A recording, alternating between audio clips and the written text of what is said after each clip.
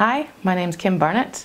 I'm the CMO for Africa's Eden, and we thought that we would video so that everyone can get access to our chat about unleashing potential, maximizing efficiency with generative AI.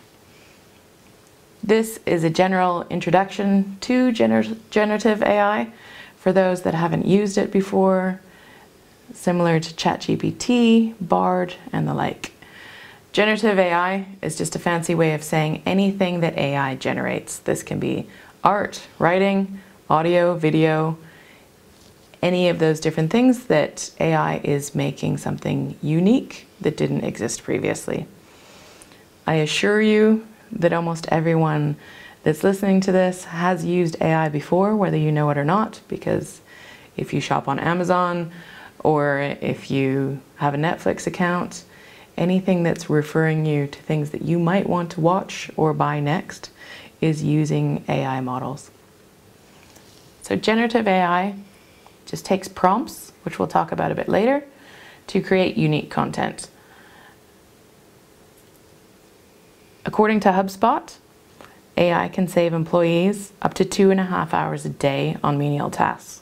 For those of us that work in tourism, 2.5 hours a day is huge when we're trying to juggle usually dozens of different projects every day, and there's always something that bubbles to the surface that we didn't expect to have to tackle that day. So literally finding more hours in the day is a massive bonus. And I agree that in years to come, you're going to be looking to ChatGPT before you even think to Google it. So what is ChatGPT? ChatGPT is what I prefer to use with regards to generative AI. If we speak to our CEO, Gillian Blackbeard, she's much more on Team Bard, which is an AI software that Google has put out. Most of our chat is going to be about ChatGPT. Basically, it's a computer program. It is a website that is free, you get access to. Those of you listening in from Zimbabwe, it's not available in Zim, but you can get around this by putting on a VPN and a foreign phone number to get the code to get into it. It is possible, but at the moment there is restrictions in Zim for using it. So just put on a VPN and it seems to be just fine. The big part about using ChatGPT is that it's free, so it's a great place to start. There is an option to upgrade for $20 a month.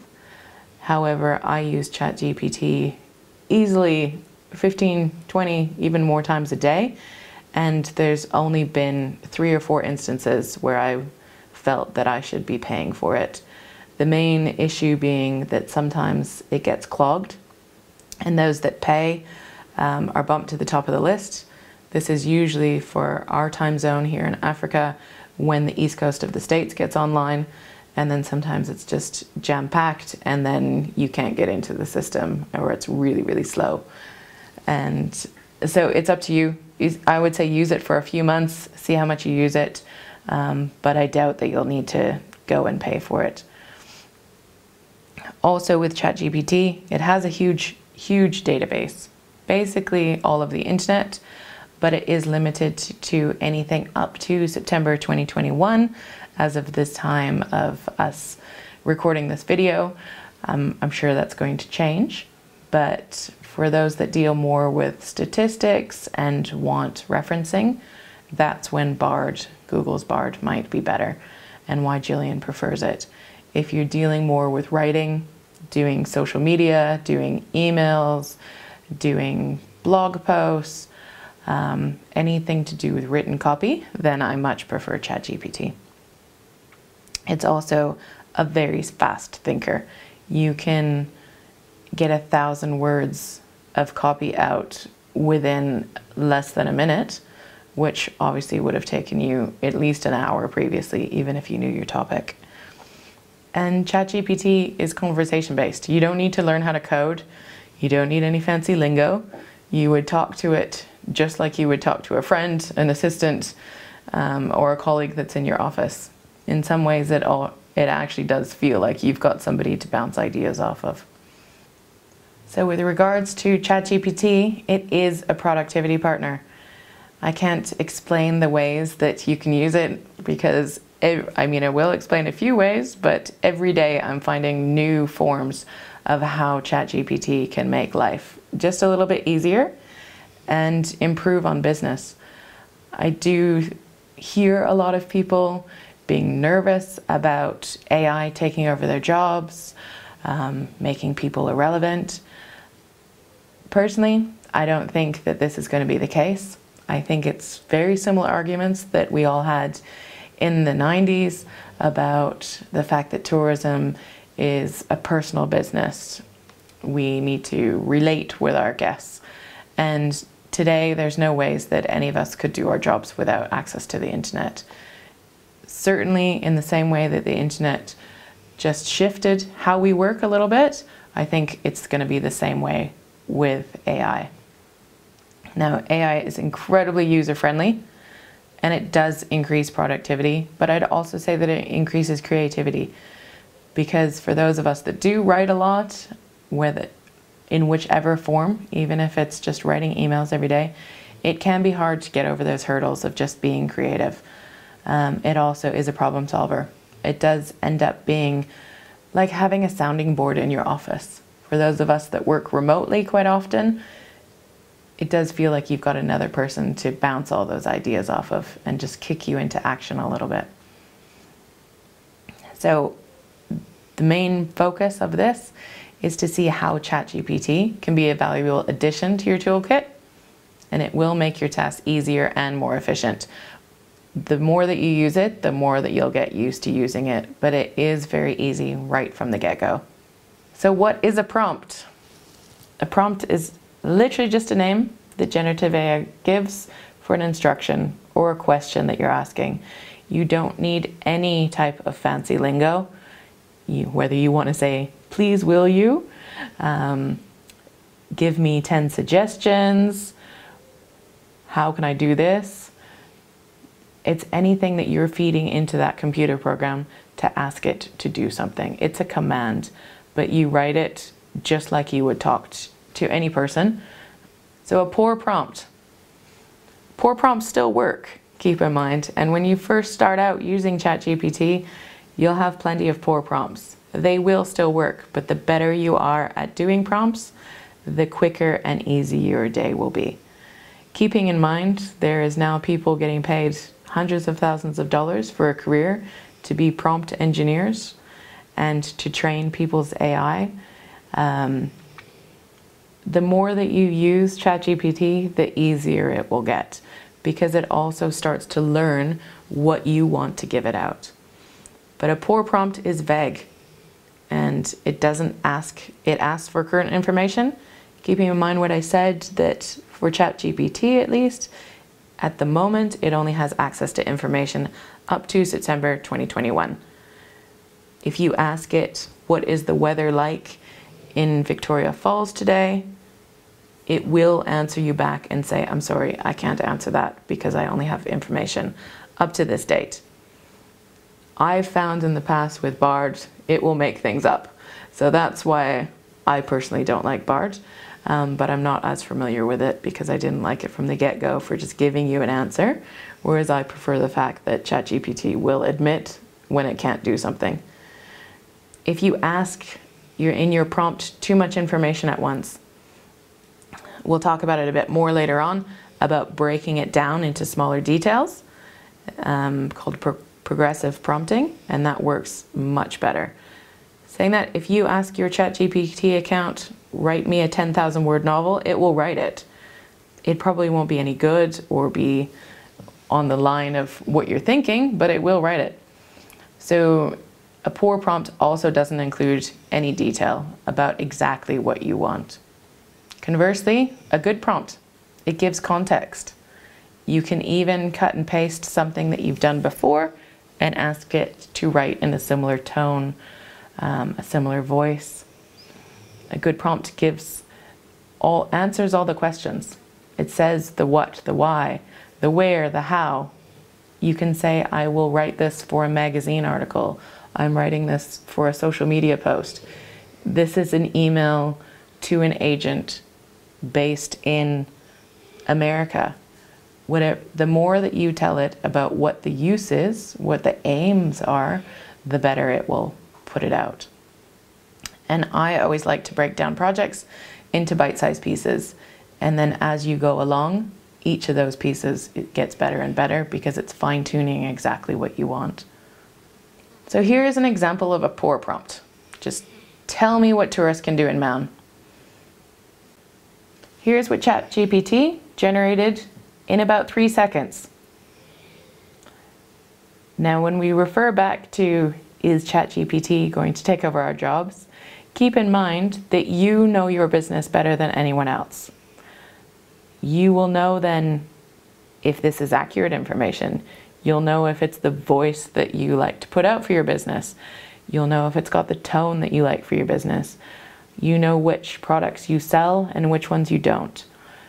So even though this response from what I would consider a poor prompt is quite vague, it's still a great starting point for a blog or social media post, but it is vague and I think it could be much better. Here's an example of a better prompt with the same objectives. So come up with a list of fun 5 activities for tourists visiting Man for the day. I'm looking for a mixture of adventure, culture, and relaxation options that would make their trip memorable for a family that includes young children. You're answering much more of the what, the why, the how, and the aims. Here's what ChatGPT gave me back again within about 3 seconds. It's much more specific. It's a great place to start.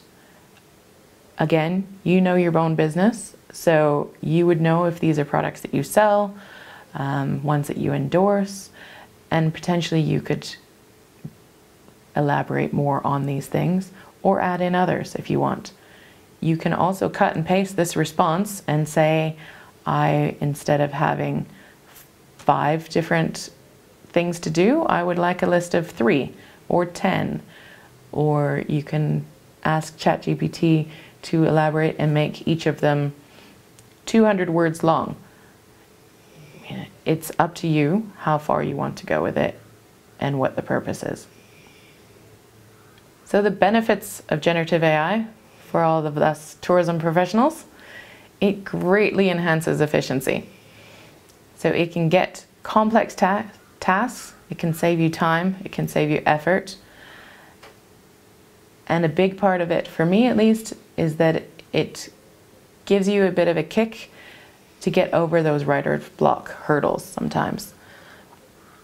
You can amend it for tone, for the audience, for the language. You really do train your AI. So if you're a person that works with a lot of different properties, if they don't have a similar voice, then I would suggest having different ChatGPT accounts attached to different Google, different Gmail accounts, for instance, so that you just keep it working with the same voice and training it how you want it to be trained. Because if you want it to be more informal or more professional, it's up to you how you keep saying back. You can cut and paste and say, I really like this, please do something similar. It can quickly amend copy. If you've got a blog post that is done really well a few years ago on your website, then just cut and paste it in and say, please rewrite this to be unique content, or add these different topics in there and reword it. I've put the responses from ChatGPT into various other programs that check for plagiarism, and every time it comes out as unique text. So Google at the moment doesn't actually consider copy made from ChatGPT or any AI in any different way than whether you've done it up yourself. So you can also regenerate your content. So you could, from one, say, 1,000-word article, you could say, please make this into a script for a reel or for a YouTube article, or please make this blog into 10 separate social media posts for this month. And it can greatly personalize your marketing. Tell it what you want your voice to be, and it will give it out. So AI's impact on marketers. As this says, 90% of marketers use AI, and it saves them about 2.5 hours per day on average. It seems like a huge figure, but once you actually start using AI, you'll see that this is probably very accurate. What I would say for our jobs, you still need to know what good writing is. You still need to know what the voice is for your company. You still need to know the tone and who your market is. But now you can push out 25% more than you could before. So instead of being worried about AI, I would harness it for what it can do for us, and then focus the rest of your time, or more time that you're saving, on doing things that AI can't do. And even more so personalizing your business. So focusing your time on figuring out exactly how you can have that human connection element, because people will be overwhelmed with content, because it is going to be so much easier to push it out. So there are challenges and limitations. Nothing is perfect. For ChatGPT or any generative AI in general, you definitely need to fact check. And this is where it comes back to, you know your product better, you know your destination better than anyone else. So it's very important to fact check and to quality control. I would also say that sometimes it can lack a personal touch. It can also be very vague and repetitive. So 95% of the time, I still slightly amend the copy that ChatGPT gives out. Sometimes more, sometimes less. One of the big ones I find for me is that no matter how many times I've tried to train my ChatGPT, it still pushes out everything with American spelling. So that always needs to be changed. And I haven't. Hopefully in years to come, it will sort that one out. And it does lack current statistics, polls, stats, interviews. It can't do those human element things, which is where I would say that it's best for you to focus your time and effort thereafter. It can also seem a bit flowery. It uses way too many adjectives that we wouldn't use necessarily whether in copy or in normal speech. So how to mitigate these limitations? It is pretty easy. Again, always fact check. You don't want to come back and find out that anything that it said is blatantly wrong. I would suggest putting in some statistics and references into your work, because that just shows that extra 10% that other people might not be doing, and Google likes having references and creating that web. And only write about what you know. In years to come, I can imagine that with all industries, but certainly with tourism, will be more niche focused. So if you have a particular niche, run with it and be the person that knows that the most. But use generative AI to brainstorm. It's so useful. It just amazes me every day how you can put in, suggest 20 Facebook posts to write about Victoria Falls that are unique or lesser known, and it will give you those 20. You're not necessarily going to use all 20, but you might use 12 of them, and then you can elaborate on each of those 12. And it does just push you into getting more out every day.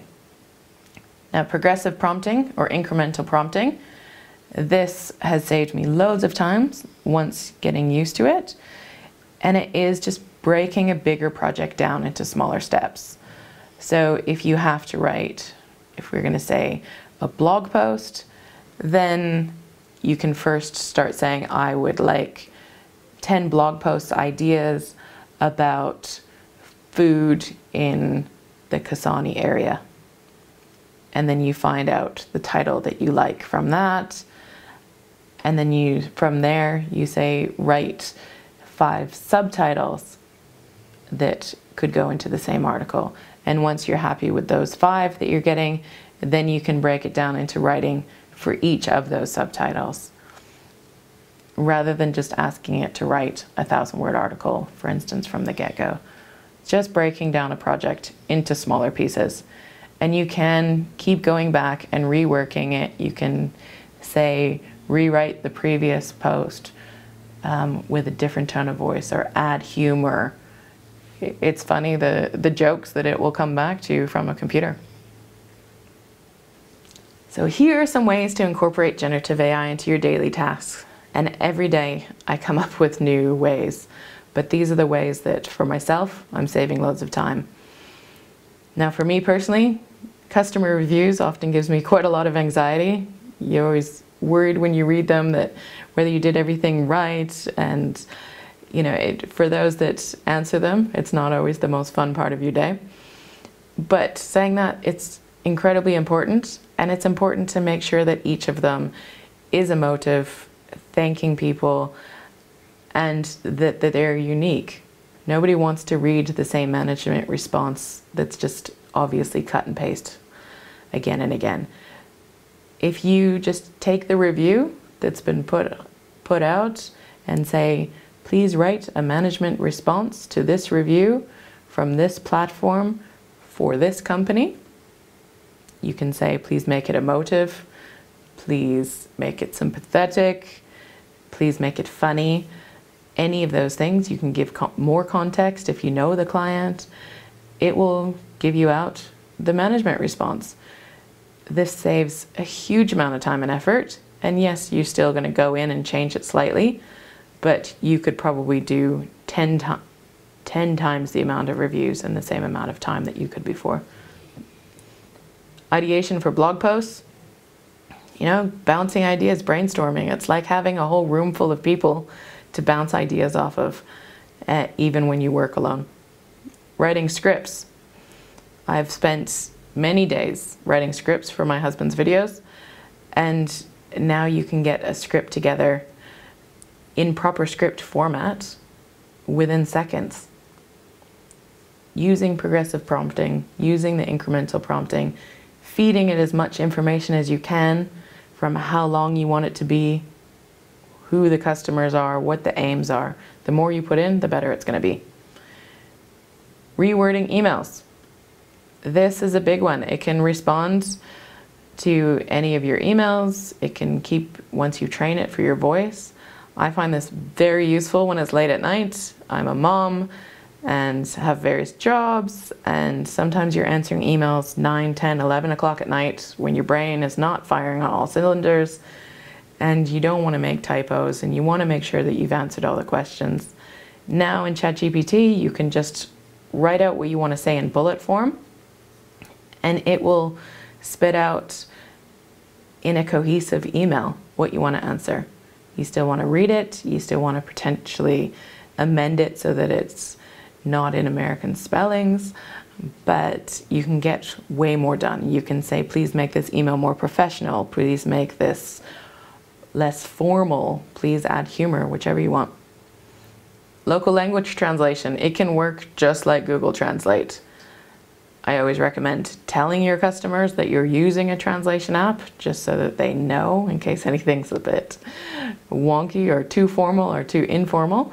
But now, instead of opening up another application and putting things into Google Translate, you're probably just going to put it into ChatGPT, and it works just as well. Binding localized recipes. As you can see with the Z in localized, some of the stuff I did write on ChatGPT as well. You can put in, I've got these 5 ingredients in my cupboard, what can I make? And it'll tell you something. But conversely, if there is a specific product that's in season in your area, or a local vegetable that you want to highlight at your lodge so that people get more of the local flavor, you can ask for recipes that use something similar. It can even give you out copy to go with it if you want to make that recipe into a blog post or into a social media post, but it's great at finding recipes. Reworking old content. As I said previously, you can just cut and paste some of the content that you had before. You can say whether you want to make it less formal, more formal, add humor, or just rework it to be unique content so that you can push it out again. And social media content generation. Quite often it makes things a bit longer than you might want it, but just put in the word count that you'd like. And again, developing and answering FAQs. This goes back to saying that people are going to be overwhelmed by content, I think, in the years to come. Looking into my crystal ball, it's going to be easier and easier for people to push out more information to our guests. So we need to focus on how we can personalize every single touch point. But when it comes to FAQs, instead of it taking weeks, you can get these done now in days.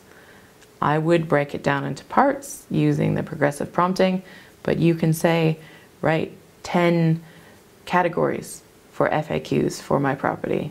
And then for each, write 5 questions that you think our customers are going to answer. And as you like those 5 questions, then you can start populating into each of those. So for our last slide, empowering the future of tourism with generative AI.